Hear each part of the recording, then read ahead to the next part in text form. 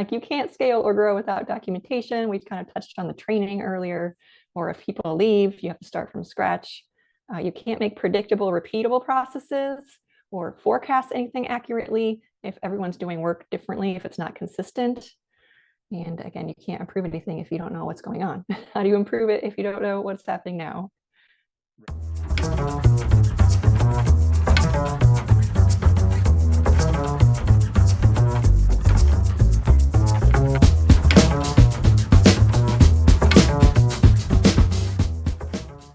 All right, everybody, welcome to this episode of the RevAmp podcast. My name is Mark Lerner. I'm the Director of Growth Marketing here at DealHub, and very, very happy to be joined today by Jen.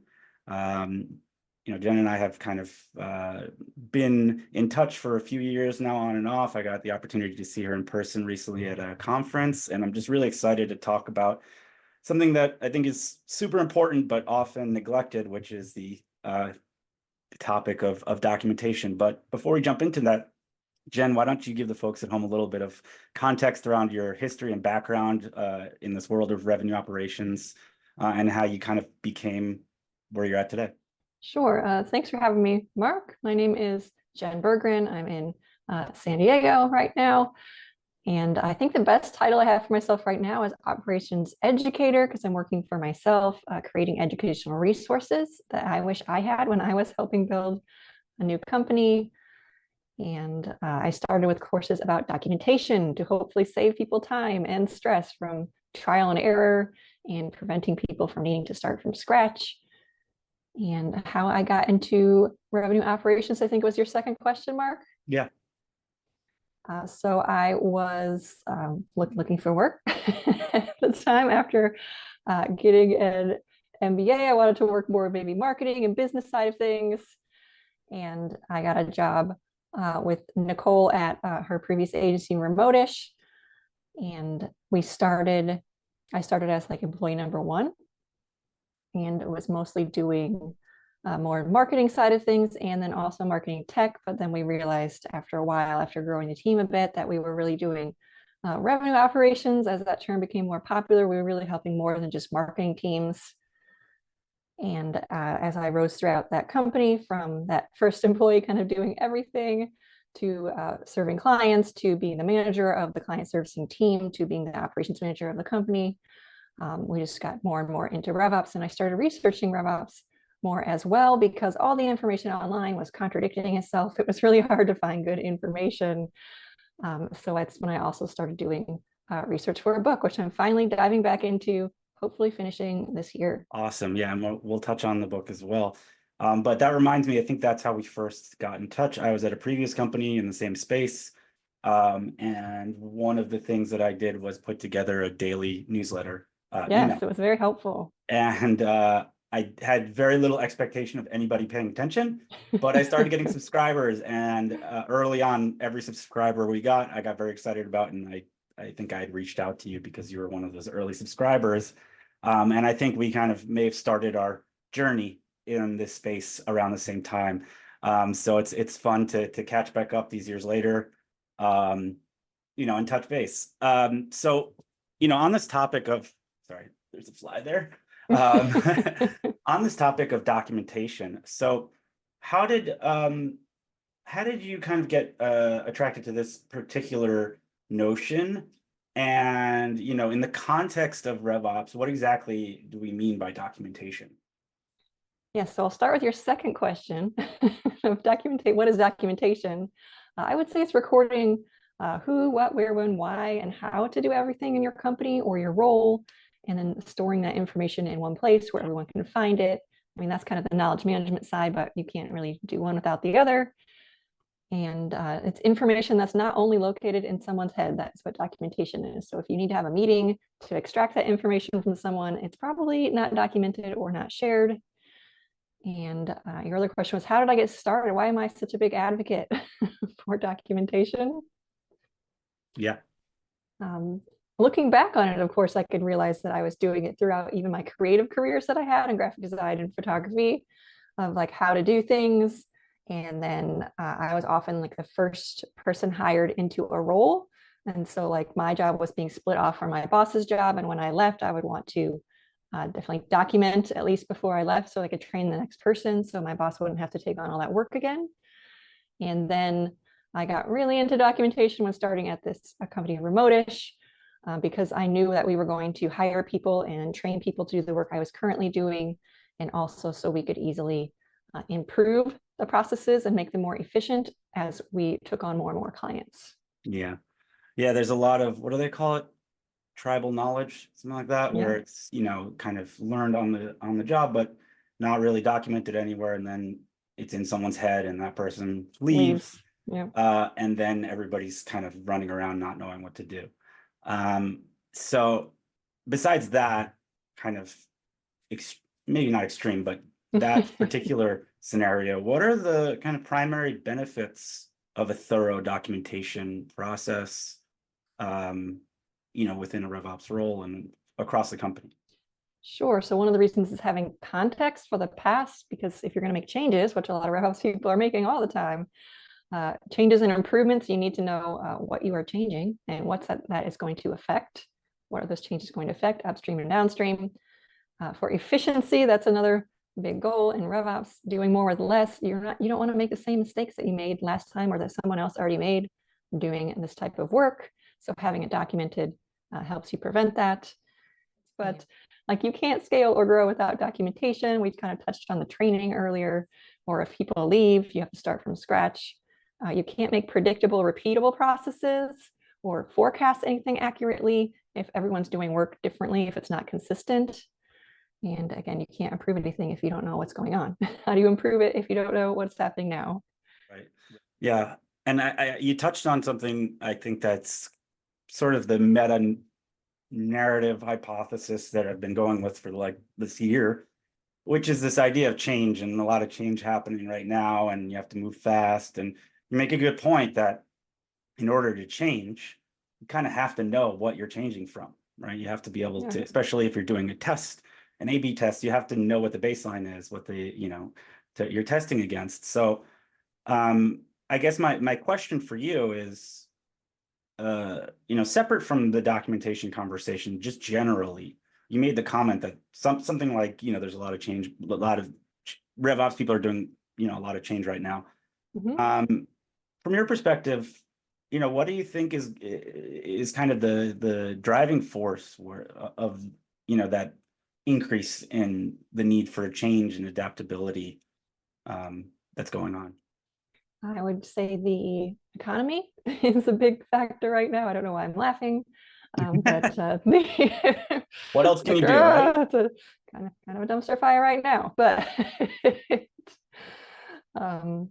I would say the economy, for what I've also been reading, the way companies are getting investment is changing. Like, they're not getting investment, or that money used to be easy to get investment, but now it's not. I'm not super expert on that, so I probably shouldn't be talking too much about that. I'm going to say the wrong things. But it is harder to get a return on investment now, it appears. And so companies are trying all kinds of different things. They're trying things, taking changes at the same time, making changes to their maybe go-to-market model, from different selling methods, many different ways to try to get that return on investment. And that might not be great to make all those changes at the same time, because if you're changing everything instead of having like one variable changing, it's really hard to tell what is actually working. Yeah, sure. And I think you hit the nail on the head, that certainly the way companies are being measured by, you know, the market, or by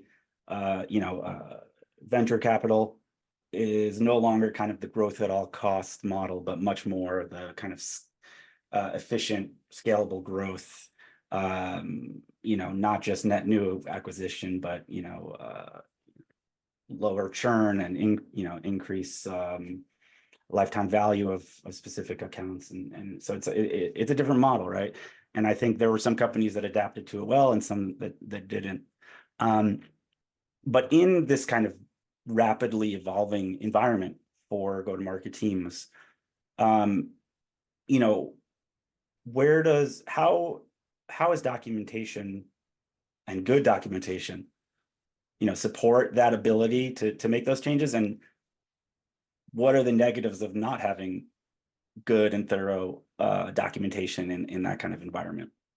I would say that documentation helps with those changes because, again, you can see what was done in the past if you have that documentation, what worked, what didn't work, why it didn't work, why it might work now, now that it's a different environment.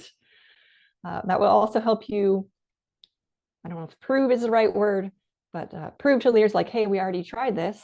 Are you sure you want to do it again? Because maybe that leader is new. Like maybe there's so much employee churn right now that maybe people don't realize what was done before. Yeah. Not that you have to keep doing what was done before, not that it won't work now, but at least having that context and that knowledge of that, having that documented. Also having the repeatable processes that are working, just easy and efficient to run. And so you don't have to think about it. You can spend all your brain power and time on the more things that you actually want to change, that need to change, instead of like day-to-day recurring work that may not be the focus of the changes right now. That is always helpful to have documentation. People are going to get burnt out because they're going to be doing things that have already been done that didn't work before. They're going to be making a lot of errors that can be prevented by documentation. They're going to feel like they can't take any time off, which is going to contribute to more burnout because no one can do their job if there's no documentation. There's a lot of things, but those are some good ones. Not good, but good examples. Right. So yeah, like you said earlier, you're doing education for other operators, you're working on a book. So I assume, these kind of things are often on your mind, you're reflecting on them, but in your capacity in your education and in your writing as well, where do you start? What are the things that you focus on in terms of documentation to provide to, people taking your course or maybe reading your book on how to kind of get started or maybe change the way they think about documentation? Like, where do you start? I think changing the way you think, that was a great phrase about that. Changing the way you think would be changing it into like living documentation. It's always improving. It's not static. You don't have to be perfect on the first draft. Like any amount of documentation, if it's anywhere near accurate, at least, is going to be helpful, especially if you're just getting into the habit of creating documentation. For the first class in my full course is just about prioritizing where to start, because that could be a big hurdle. It's just people just get overwhelmed, or they don't think anyone's going to use it, or they can't get leadership buy-in. And so getting over that first hurdle of knowing where to start. And I often advise people just to start small, start with their own tasks, just start kind of building that muscle of doing documentation on a daily basis. And then of course, getting peer input about, is this useful? Don't wait like weeks writing a document over and over again before getting input from someone else about, is this useful or not? Is it clear? Does it need to be longer? Does it need to be shorter? And just treating it like a constant continuous improvement project. So that's interesting. Yeah, obviously, the getting started is always the hardest part, right? It's like going to the gym. The hardest part is like getting your sneakers on and going out the door.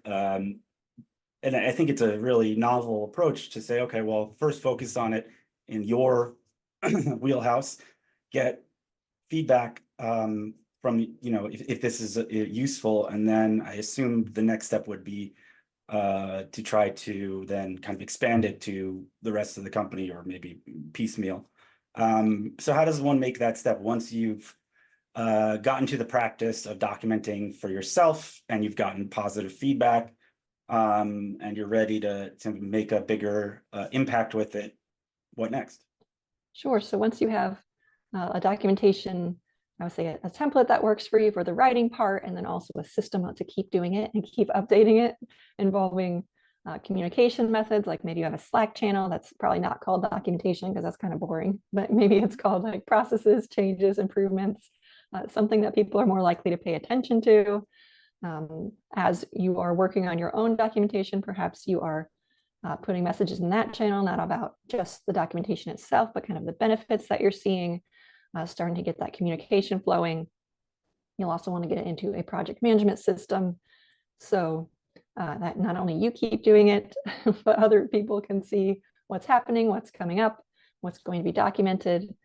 And then when you have that system set up for yourself, you've tested it for a while, of all those communication, project management, the documentation storage system, whatever you choose to use, which for all these tools, my best advice is to start with what you have and then don't start with tool research because that's really just procrastination.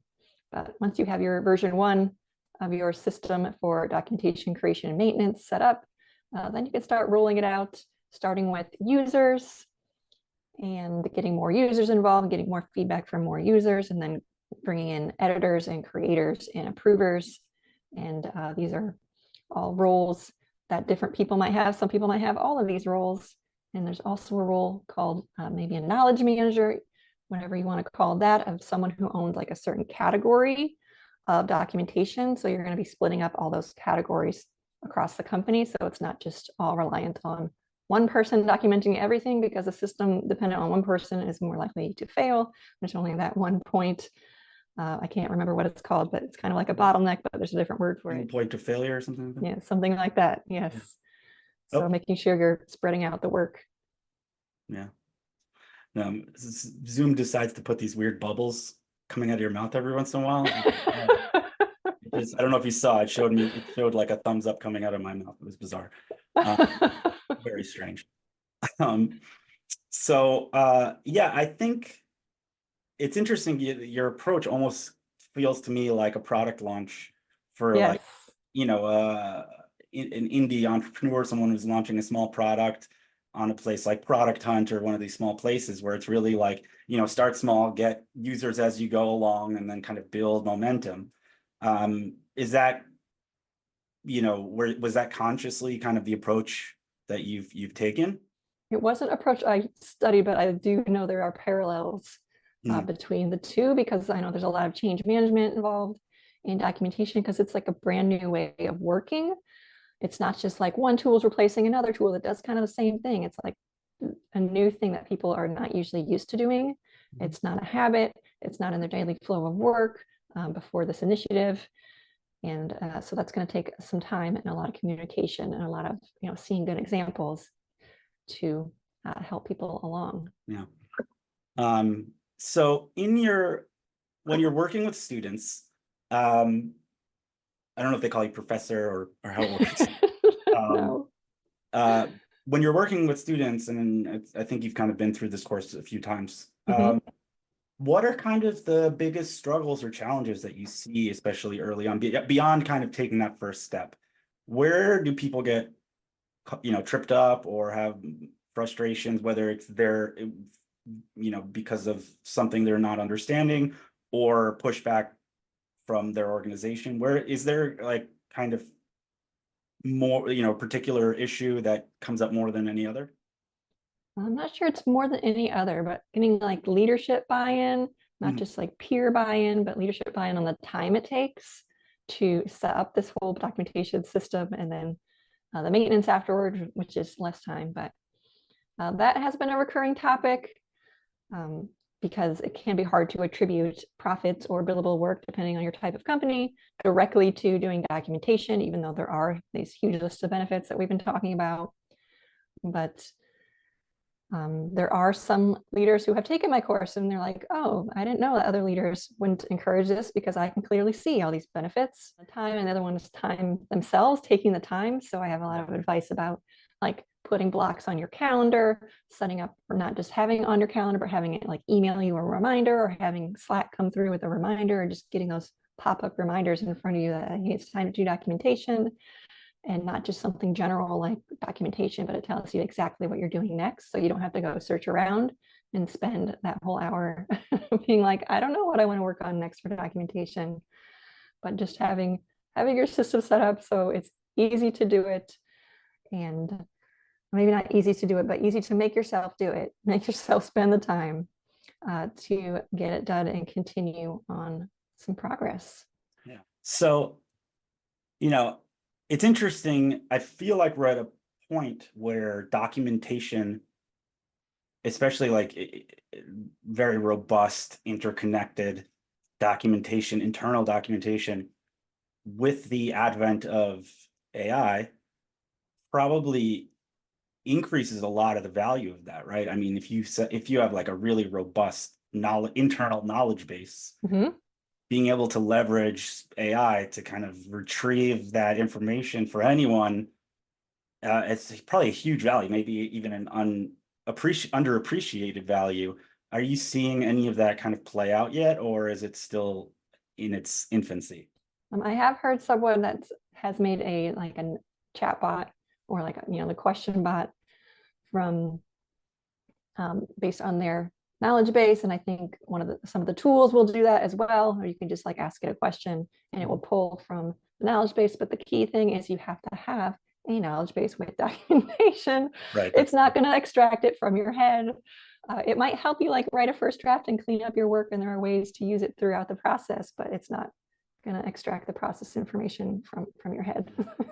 Yeah, that's the problem, right? AI Yeah. really can only has the ability to work with the knowledge it has, and it's not going to be able to read your mind, at least not yet, not until we all have Yeah. brain implants. And the context, it also when I have like the context and the history, it Right. might have like where you click around on the screen, that kind of software information, but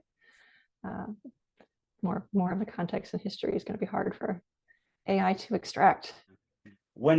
Is there like a particular model or system in terms of the structure of this these documents, these articles, that you advise? Is it different for everyone? Is it different for different types of documentation? Or is there kind of a hard and fast structure that people can follow that makes it kind of streamlined and easier? I do have a suggested template because again, that fear of the blank page can be one of those blockers to starting. So filling in a template can be easier for people to just go in and do. It starts with, of course, like the title. And then there's like what I call a table of contents, where it has links down to the different section, because once someone is done training on the process, they've already read the whole document through once, they might need to just refer to like one part. Like, I don't remember how this part works, so I'm going to go click there instead of spending all this time scrolling. That helps bring people back to documentation again and again, because it's easy to get to the information they need. And some tools also let you provide links if you do that kind of heading table of contents, where you can just link people from Slack into the one specific part of the document. After that, I suggest having like the date that it was modified, like who changed it, who owns this, like who do people go with questions if they have a question on this process, so people can trust that it's up to date and know who to go with questions. Then I suggest like a history or context, or you want to give that a fun name, give it a fun name, but have a section that explains maybe what you tried before, like why is this important for their job, why is this important for the company, kind of explain the why and what we've tried before. So you don't keep getting a lot of questions like, why don't we try this? Why don't we try this? And my questions are good, but maybe not the same ones over and over again. Then, of course, the process steps broken down into probably categories, either depending on role or depending on stage of the process. And at the bottom, depending on your tool, might do this, but like recommended next readings, related links, in case people's questions were not answered. So, want to jump into, you mentioned you were writing a book. You have been for a while. I saw you posted. Enough, yes. Right. You posted a draft of one of the chapters today. I didn't have the chance to check it out, but maybe you can tell us a little bit about, what you're writing, what inspired you to get started, what have been the learnings so far or the challenges in writing. Yeah. Sure. So the book, it started off, it was going to be more like profiles of all these people in doing RevOps, and just with their answers to these how many questions that I had, maybe we'll say 15, it was probably more than that. 15 standard questions I asked everybody, but then I thought I should try to make it more cohesive instead of just like publishing everyone's interviews into a book that is currently called What is RevOps, which you would think it's actually been 4 years, sort of embarrassing since I did the research, but 4 years later wouldn't still be a question, but it kind of is still a question. Some of the people who've been deep in the industry for a long time might think like, oh, that topic is over, we don't need it anymore. But again, there are many more people in the world who have not heard of it. And also, like, the second premise of the book is, if we can agree, it doesn't have to be my definition, but if we can agree on a definition, then RevOps can get better understanding, we can get better career paths, It will be easier to get resources for teams. Everybody will be respected more. It won't be just confusion of people thinking it's sales ops or just having no idea what it is. And so I interviewed, I think it was 35 people. Some of them phone interviews were like this, but some of them replied with the email answers. And I kind of collated, I think that's the right word, their responses and tried to categorize and come up with good answers and tie them together into a book. And I discovered that it's a very hard way to write. It is the opposite of my usual form of writing, which is like my thoughts, and then finding research to either support or go against those thoughts. Trying to collate everyone's expert opinions. But it's been super interesting to see like the similarities and the differences between some of the answers of all these questions. I think it's having you working on this over the course of these many years, very, very critical years. I would be interested to know, are there changes in the kind of ways people answered those questions 4 years ago as compared to today? I mean, 4 years ago, we were maybe just not even starting with COVID, right? And so it's like it might have been 1,000 years ago at this point.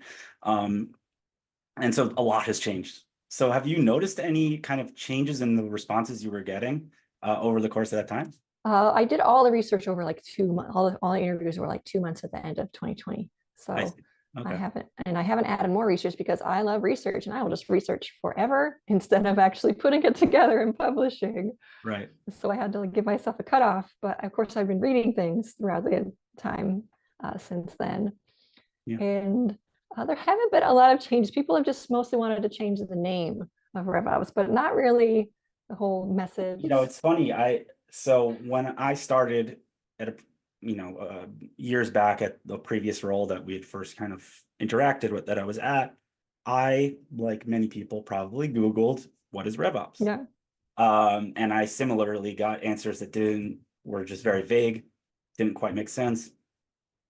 I think now, all these years later, if you do that same Google search, something I wrote may come up on the first page. At least it did a couple of months ago, which is wild. But it's obviously everything evolves. But it's true. We don't really have a shared kind of model. Unfortunately, there's some people that are in RevOps that just kind of given that name, but they're kind of a glorified CRM admin. They don't have the strategic influence that maybe they should. And I hopefully, the work you're doing will maybe bring more clarity and give more power to those folks. I hope so. I did try to focus some of my questions on the more of the people side of things, not just because that's what I'm interested in, but because I saw a lot of tools and tech conversations, but I'm pretty sure that's because most of the software companies were writing about RevOps, and it served them to talk about, oh, RevOps is mostly technology based. So I'm like, oh, we're missing content on like kind of the people side, the process side. Let me make sure I have some questions for people about those topics. Right. So as we round out things here in the last 5 minutes, is there anything regarding documentation or anything else that we didn't cover that you think is important for the folks at home as a takeaway they should know? I think just getting started. Again, we talked about getting started is the hardest part. Even just documenting one process, just choose one that maybe you're doing weekly that you just don't want to think about anymore. You don't want to use the brain power to think about, oh, how do I remember how to do this? Just write it down, get it out of your brain. Use your brain power for something more important. Yeah. Something fun and new and creative. You're making a new process, maybe. Yeah. Great. So before we round things up here, why don't you tell the folks at home where they can maybe learn more about you, take the course you're talking about, maybe learn more about the book or any of the other content that you work on? Sure. I have a website that's my name, which is hard to spell, but hopefully it will be somewhere in the show notes so people can copy. I'm also on LinkedIn a lot, almost every day probably.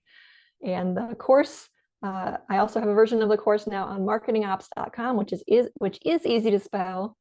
So you can find the on-demand version there. And we're working out some dates for a live version as well. Very exciting. Okay, well, Jen, it's been a pleasure. This was really fun. I'm glad we got the opportunity to do this, and looking forward to more draft chapters of the book and getting to read the actual thing when the day comes. Thank you so much.